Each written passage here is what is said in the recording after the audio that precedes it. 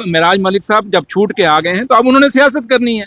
वो अब सियासत कर रहे हैं। अब सियासत वो सोचते हैं कि मैं नेशनल कॉन्फ्रेंस के और सरकार के ऊपर अटैक करके मैं कोई माइले ले लूंगा। मेराज मलिक साहब का बात नहीं है। कोई भी ऑनरेबल एमएलए हो, इलेक्टेड हो, अगर उसको इस तरीके से नाजायज अरेस्ट किया जाए, पीएसए लगाया जाए, उसके लिए कंडेम्ड किया, उसको क्रिटिसाइज करो, आप लोगों ने कवर किया। तो इसलिए अब इसमें अब क्योंकि अब मुझे लगता है कि अब वो इस बात पे नहीं है कि मैं अंदर हुआ, क्योंकि जहां तक मैंने परसों भी बयान कश्मीर में दिया कि ये डेमोक्रेसी का कत्ल था जब एक इलेक्टेड एमएलए को अंदर किया गया। मीटिंग रही सीएम रेजिडेंस में, क्या कुछ अहम मुद्दों पे वहां अंदर बातचीत हुई, डिस्कशन हुआ? देखिए, अहम मुद्दे कैबिनेट में जब मीटिंग होती है, हर आदमी मुद्दा जो होता है हर ये अहम होता है, कोई कम नहीं होता, कोई ज्यादा नहीं होता।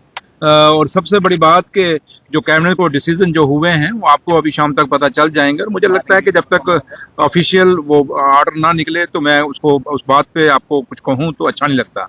लेकिन इतना जरूर कहूंगा कि जो भी फैसले अंदर लिए गए जम्मू कश्मीर के लोगों के हित के लिए लिए गए, और कुछ इश्यूज थे जो मुलाजमों के हित के लिए, वो भी लिए गए। इसलिए क्योंकि ये दरबार का आज जो जम्मू कश्मीर का जो दरबार मूव होता है उसकी वो ये आखिरी कैबिनेट मीटिंग थी जम्मू के लिए।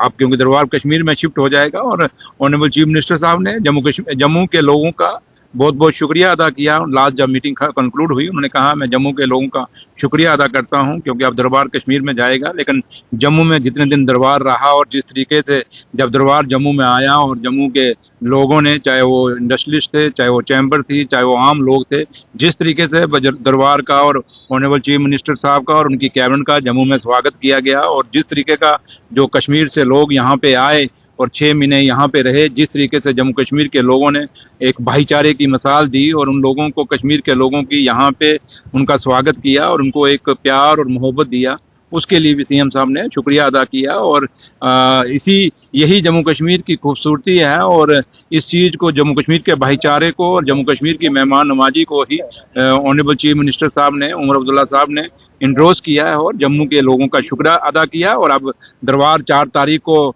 कश्मीर में खुलेगा और अब 6 महीने हम उधर रुकेंगे और 6 महीने के बाद दोबारा दरबार आएगा। और जैसे आज यहाँ से जा रहा है, अब कश्मीर में खुशियां मनाई जा रही हैं, जब वहाँ से दोबारा यहाँ आएगा तो जम्मू में खुशियां मनाई जाएंगी। यही जम्मू कश्मीर की खूबसूरती है और यही महाराजा हरि सिंह की भी रवायत है।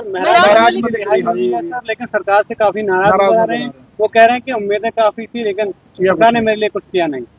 हमने क्या करना था? सरकार ने क्या करना था? रेजोल्यूशन पास करना था। क्या रेजोल्यूशन पास करना था? अब देखिए, मेरी बात सुनिए, एक बात जब ऑनरेबल चीफ मिनिस्टर ने साहब ने कह दिया, सारी कैबिनेट के लोगों ने बयान दिए, ऑनरेबल एमएलए ने असेंबली में इशू उठाए, स्पीकर साहब भी उस पर बोले, और जब ये एक बात कही गई कि एक ऑनरेबल एमएलए को, ये खाली मेराज मलिक साहब का बात नहीं है, कोई भी ऑनरेबल एमएलए हो, इलेक्टेड हो, अगर उसको इस तरीके से नाजायज अरेस्ट किया जाए, पीएसए लगाया जाए, उसके लिए कंडेम्ड किया, उसको क्रिटिसाइज करो, आप लोगों ने कवर किया। तो इसलिए अब इसमें अब क्योंकि अब मुझे लगता है कि अब वो इस बात पे नहीं है कि मैं अंदर हुआ, क्योंकि जहां तक मैंने परसों भी बयान कश्मीर में दिया कि ये डेमोक्रेसी का कत्ल था जब एक इलेक्टेड एमएलए को अंदर किया गया। मैंने ये भी कहा था कि ये कोई हमें हिंदुस्तान की जुडिशरी पे फख्र है कि जिन्होंने इसको वापस छोड़ा है।